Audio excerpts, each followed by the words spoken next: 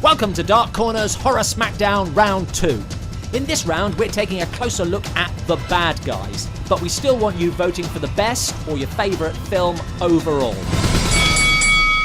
Match 42, Ringu versus Invasion of the Body Snatchers. Although one of the more recent films in the Horror Smackdown, Ringu is also one in which the bad guy has become a little dated.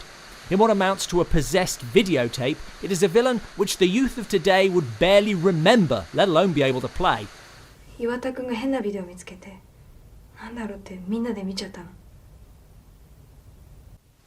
However, putting aside the archaic delivery of the horror, Ringu still delivers an effective and chilling ghost story.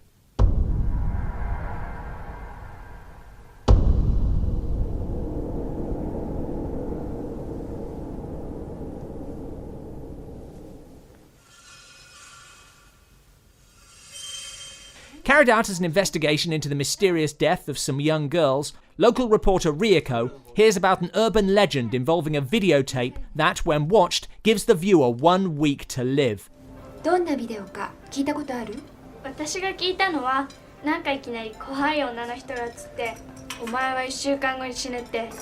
After tracking down the tape to see for herself, Ringu gets the call.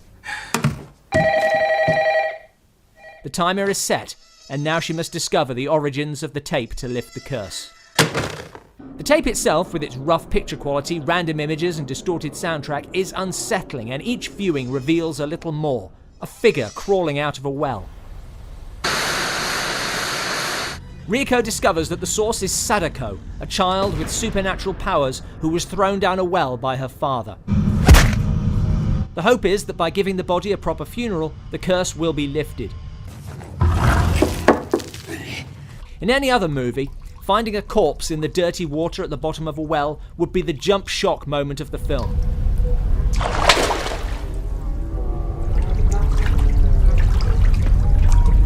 But instead, the moment is tender, even as the rotting flesh slides from the bones.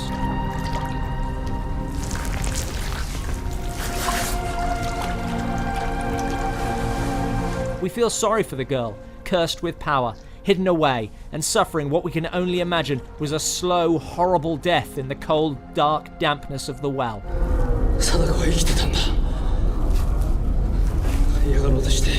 Hinted at from the opening scene, the horror reveal is reserved for the climax, when the audience assumes the curse has been lifted.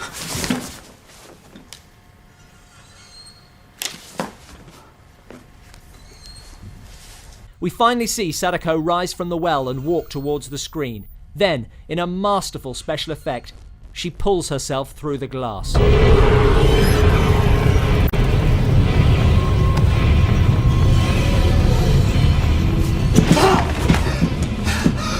It is an image as iconic as any in horror. So much so that advertisers discarded this well-built reveal and stuck the image on posters.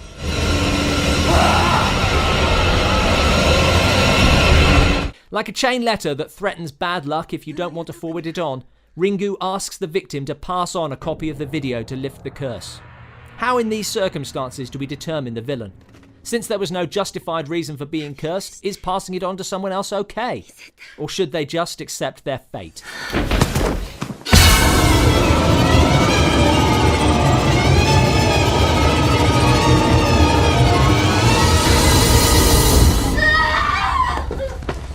So many great horror and sci-fi films are about more than they initially appear, using their genre setting as an allegory or metaphor. Invasion of the Body Snatchers certainly feels rooted in a Cold War mentality. Worry about what's going on in the world, probably? But has been claimed by both sides, some saying it's about communist infiltration of the US. It's a malignant disease spreading through the whole country. Others that it was a reaction to the Red Scare and McCarthyism. Only when we have to fight to stay human do we realize how precious it is to us. The truth is, it could be either, or both, or neither. And you wouldn't have to look very far today to find other subjects it could be about. Invasion of the Body Snatchers is about paranoia, which makes it easy to interpret and endlessly relevant. In every sense, it is about a danger from within. The trouble is inside you. Fear of your friends and neighbours. Len Perlman, Bill Bittner, Jim Clark and his wife Shirley and their kids. Fear of the normal things you see every day becoming abnormal. Fear of becoming what you most fear. Where everyone's the same. Exactly. What a world. And a fear of what this paranoia might ultimately do to you. Will you tell these fools I'm not crazy? The premise of the film is familiar from 100 B-movie alien invasions.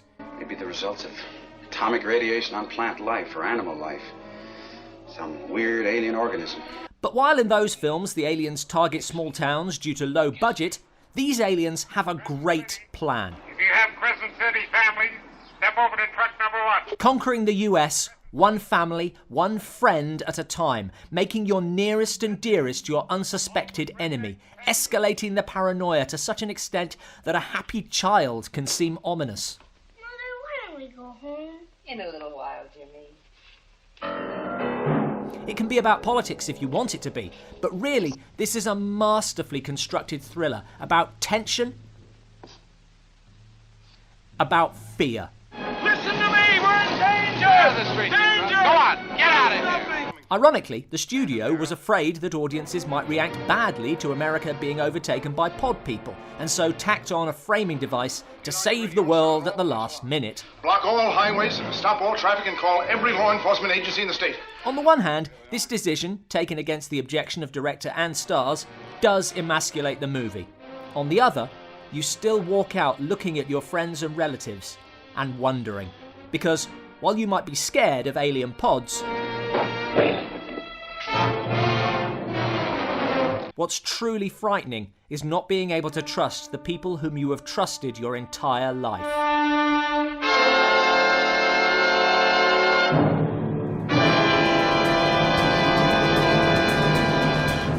Let us know your thoughts on these bad guys, and don't forget to vote on the horror film you want to see move into the next round.